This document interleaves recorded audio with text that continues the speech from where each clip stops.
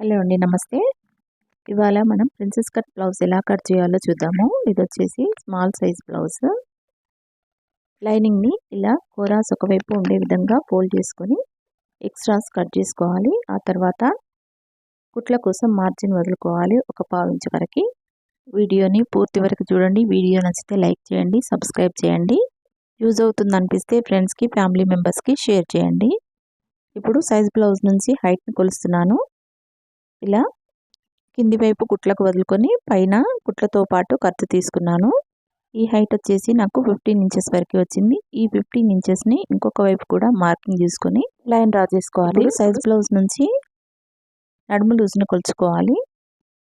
ఇలా వీడియోలో చూపించిన విధంగా టేప్తో నడుము లూజ్ను కొలుచుకోవాలి.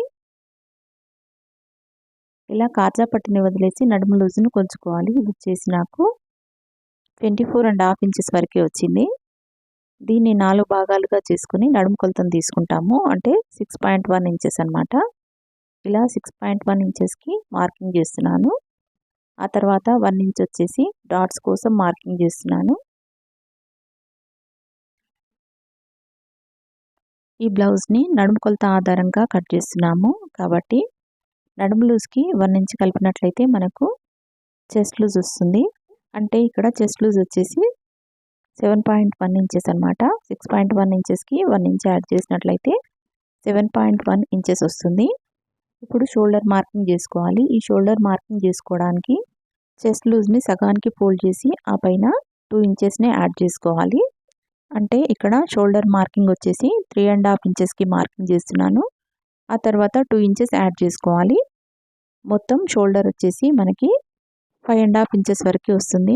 ఇలా 5.5 ఇంచెస్ని ఇలా మిడిల్ వైపు కూడా మార్కింగ్ చేసుకోవాలి. షోల్డర్ డౌన్కి కూడా ఇదే మార్కింగ్ని తీసుకోవాలి.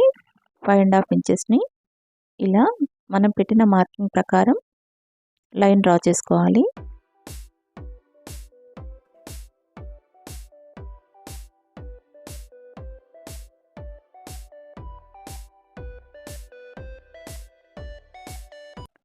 స్ట్రెయిట్ లైన్ రావడం కోసం ఇంకొక వైపు కూడా ఈ 5.5 ఇంచెస్ని మార్కింగ్ చేసి లైన్ డ్రా చేస్తున్నాను.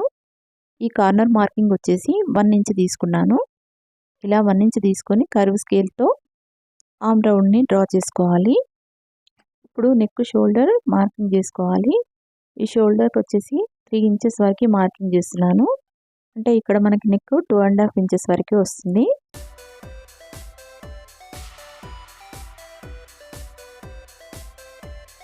ఇలా వీడియోలో చూపించిన విధంగా సైజ్ బ్లౌజ్ని ఫోల్డ్ చేసి నెక్ హైట్ని మార్కింగ్ చేసుకోవాలి.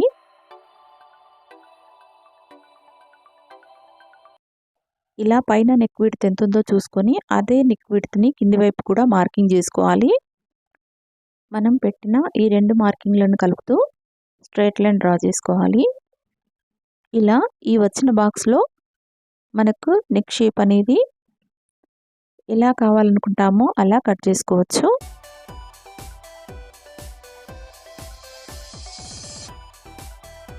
నేనైతే ఇలా పార్ట్ షేప్లో మార్కింగ్ చేస్తున్నాను.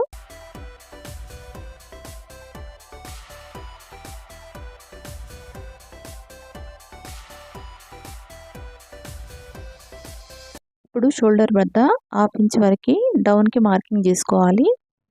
ఆ తర్వాత కుట్ల కోసం 1/4 ఇంచు మందం మార్కింగ్ చేసుకోవాలి. ఇప్పుడు నడుము లూజ్కి సమానంగా ఆర్మ్ రౌండ్ లూజ్ అనేది రావాలి.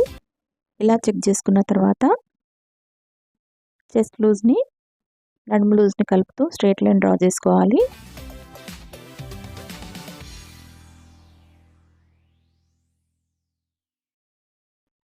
ఇక్కడ 1.5 ఇంచెస్ మార్జిన్ తీసుకున్నాను. ఇలా 1.5 ఇంచెస్తో ఇంకొక లైన్ డ్రా చేసుకోవాలి. ఇప్పుడు నడుము లూజ్లో సగానికి మార్కింగ్ చేసుకొని డాట్స్ కోసం మార్కింగ్ చేస్తున్నాను.